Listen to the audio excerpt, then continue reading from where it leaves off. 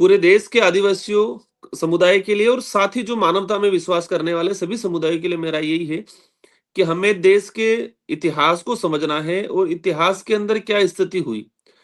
अंग्रेज हो, मुगल हो, राजा रजवाड़े हो, जो भी आक्रमणकारी आए हैं, इन सबसे ज्यादा जल जंगल जमीन के लिए या कहे कि मातृभूमि के लिए अगर लड़ाई लड़ने का काम किया है तो आदिवासियों ने किया है। इस देश पे सबसे ज्यादा अगर बलिदान दिया है तो आदिवासी अन्य समुदाय ने भी दिया है, नो डाउट, उनका भी सम्मान है, हमारे ही भाई है। लेकिन सबसे ज्यादा अगर खून बहा है तो आदिवासियों का बहा है। और इस बात को समझते हुए आज आजाद भारत में वही हाल जो अंग्रेजी काल में हो रहा था।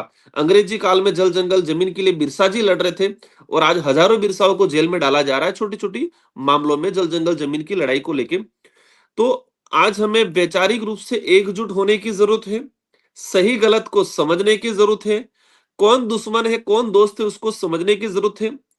और सरकार के जो लुभावनी जो योजना है, उस योजना के चक्कर में अपने जल जंगल जमीन की लड़ाई को नहीं भूलना है।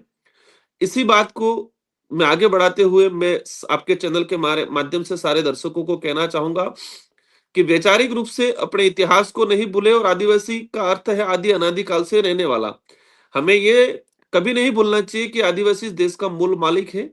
और आदिवासियों की आज हालत ऐसी बुरी है कि जिसकी कोई मतलब कहे कि उसके लिए कोई शब्द नहीं है। हर राज्यों में अलग अलग परिस्थितियां बन रही है। एजुकेशन पे ध्यान देना है और अपने अधिकारों के लिए संगठित होके संवैधानिक तरीके से मानवतावादी सोच के साथ हमें आगे लड़ाई लड़नी है और राजनीतिक अवेयरनेस लाने की सख्त जरूरत है।